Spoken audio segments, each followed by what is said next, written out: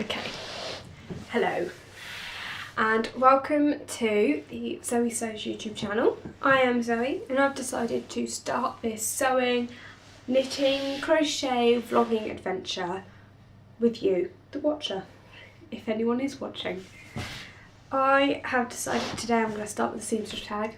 I think it's probably the best video for you to know who I am and to know how I came to sewing and knitting and generally wanting to be as crafty as possible, really. Before I begin though, I'm going to show you what I'm wearing. I'm wearing a me-made outfit today. This is the Deer and Doe Melly Lot shirt and I've gone with the long sleeved version and the Peter Pan collar. There you go. And I'm also wearing the Sew Over Ultimate trousers. That was then. But they're just a plain black satin, cotton sateen rather, not satin. Very basic, simple, but they do the job. They also attract cat fur like nobody's business. Not the pattern's problem, the fabric. Literally, if I go near my cat, he's like bald, all the hair just comes off him onto my trousers. So let's just jump straight in with who are you? I'm Zoe. I'm 18. I live just outside Cambridge, is probably the best way to explain it, in the UK. And I live with my mum and my dad and my cat. He probably won't make an appearance. He might, you never know, if we're lucky.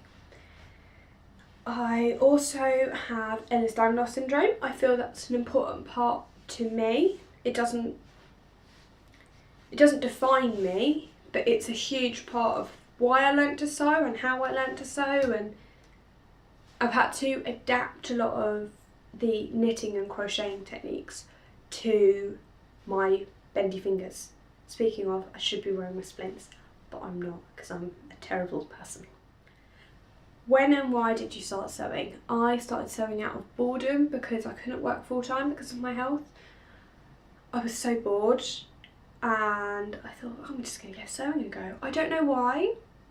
I don't know who it was that initially inspired me. I can't remember. But I'd always grown up around sewing. My mum had a sewing machine and yeah, I just gave it a go. I just thought, why not? And that was really how it started. I just was bored one day and gave it a go. Knitting, however, has been a long struggle for me with my hands. But finally, in November last year, I picked it up and I got it. Finally got it after all these years of trying. What is your proudest make? I've got two here. I've also got a load of stuff on top of them. I'm going to start with the knitting one. This is my proudest make, simply because it was the second thing that I ever knitted and it was a wearable garment. The first thing that I knitted was just a scarf. I mean, I was really proud that I knitted a scarf, but it was literally just a rectangle of garter stitch.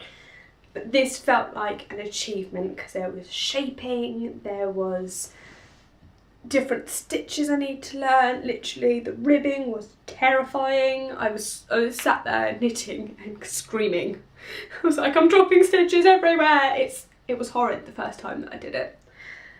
But I am so proud that I've managed to produce a wearable garment. So it's a cropped length, it's a red heart pattern. I will include the pattern below. The cuffs are different lengths and the sun's just come out so you can't see. The cuffs are different lengths. This one is about 2 rows longer, which isn't ideal. It wasn't done circular, it was, you can see there, the seam. It was knitted flat and sewn together. I thought that was probably going to be the easiest place to start. Also, I had straight needle. I had single pointed straight needles. I didn't have any circulars for that this requested at the time. Yeah, I love it. I'm so proud of it. I don't think I'll ever throw this away. And I really couldn't pick between this and my next one because of that reason. Because these are both milestones So this next one is the New Look 6262, and I made option A, but without the little belt thing. There you go. I had to make a couple of adjustments to this. I used the size 22 skirt rather than the 10 because the skirt there wasn't enough gather in it. It just gather. That was really good English, wasn't it? Just wasn't enough gather in it, and it looked a little bit silly, to be honest. And the shoulder to bust point was strangely long. Literally the bust came down to about here. Oh, my pin's just fallen down. The bust came down really low. So if you have this pattern and you're thinking of making it, I would definitely just make a toile of the bodice first and give it a go and make the largest skirt possible, or even if you wanted, make it even bigger. I did make another alteration of this where I put a rectangle box pleat skirt on it, which worked really well. But this one for me was the milestone of, wow, I can really sew. So, I'm sorry, I can't really get it in shot. I was going to put it on, but I don't really know how to insert clips in, so we'll try that another time. We'll try that next video. Yeah, I was just so proud of it. The fabric's a bit crinkly, doesn't iron very well. The zip isn't really well inserted there. Everywhere else it is. My auntie couldn't work out how I got into it, so that'll do me. I can't get this in one. This is the problem with having bent, like, horrid hands. I cannot ever get into things. There we go. I hand sewed the bodice down. I used Rosabella from Sewn. I used her method of lining a bodice, which was brilliant. It was such an easy way, like the way she explained it was really simple, and it's created a really great finish. And I just used black poly cotton, and this fabric is a grey, not black. You can see it's not black. It's, I believe I got it off My Fabrics, and it's like a cotton bunting, they said. However, we bought it for these. These are my sewing room curtains, and it just felt natural to make a skirt with it. Dress, this is a dress. So I can live out my Sound of Music dreams of having matching curtains to dresses. So that was my other proud make. What is your most disastrous make? Well, I haven't got anything to show you because I dispose of the evidence as quickly as physically possible. I think we've all made disastrous makes, really, haven't we? My most disastrous make was the Great British Sewing Bee book, and there was like a silk panelled dress in it, and I used satin because it said you could use satin, and I used my god awful simple sewing machine that I don't have now. Simple? Singer, what is wrong with my brain? I used my Singer sewing machine that was god awful, and it really looked awful. It was like a shiny potato sack was the best way to describe it. A black potato sack was the best way to explain the thing that I had created. Yeah, but we've all made them. We've all done something bad, all of us. And if you haven't, you're lying. You are lying.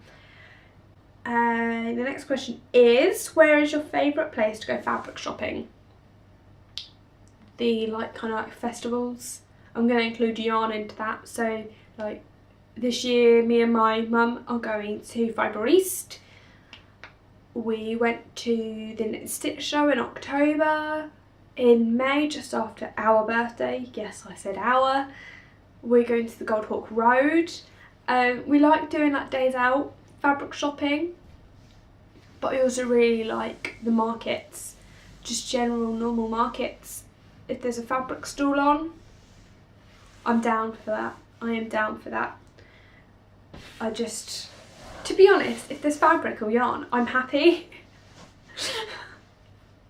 That's as simple as it gets. If there's fabric or yarn, I'm happy. What is your most used pattern? So I didn't even have to think about this.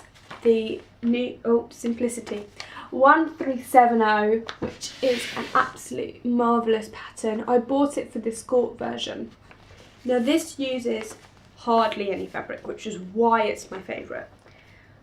Just to give you an example, the skirt, so just option D, that one, uses 7/8 of a yard.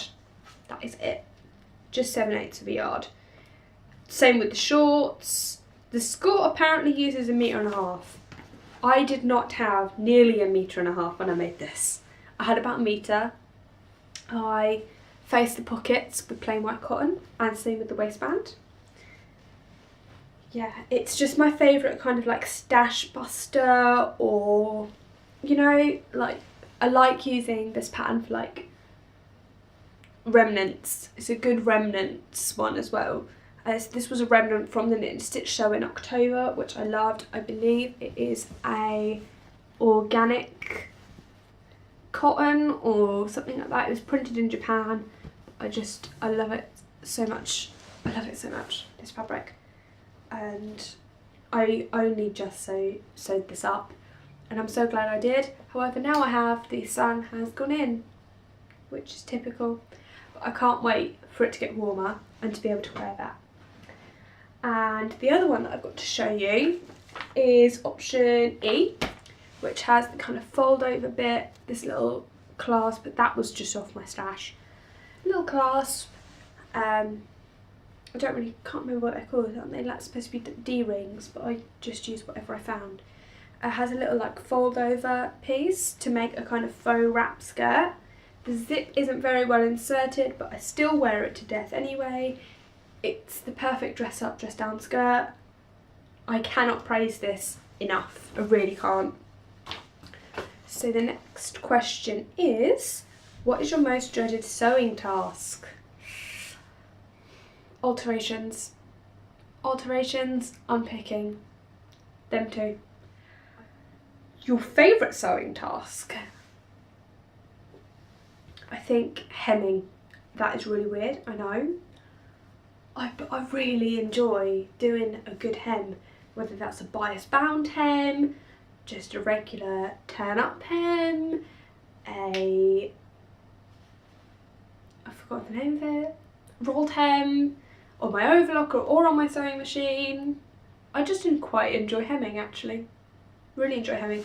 I'll actually show you on here. I actually did a bias bound hem. Don't know if that's focusing yet.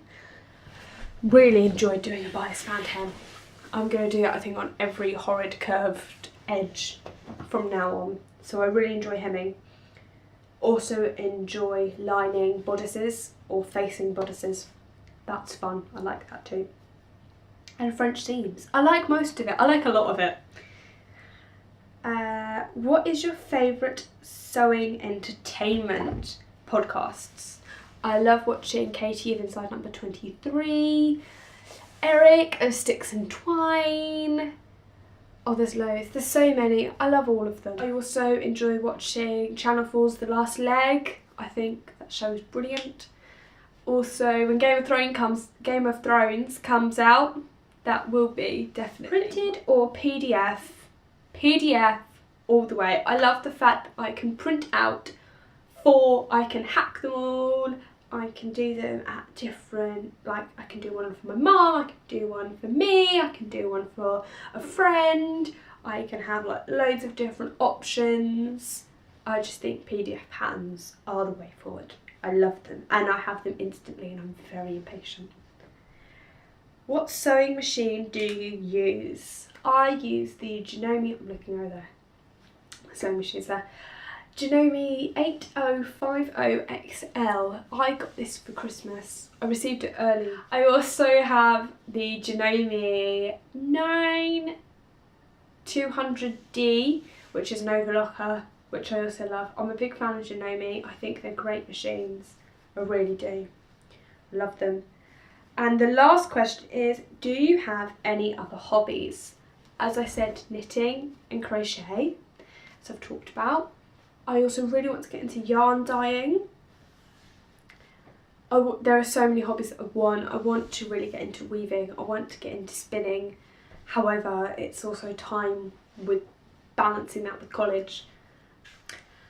Thank you for making it this far in the video. I feel like I've rambled on for hours.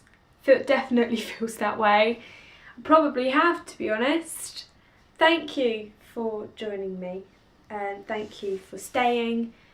I would really appreciate if you subscribed, if you liked the video, if you want to see more. I'm going to try and aim and do weekly uploads, but obviously that is dependent on my college schedule. There are times that I'm probably going to be too busy to even eat at the moment, but thank you for coming. I hope you stay, I hope you have a good time, and I can't wait to see where this is going to take us. So thank you for watching, and bye!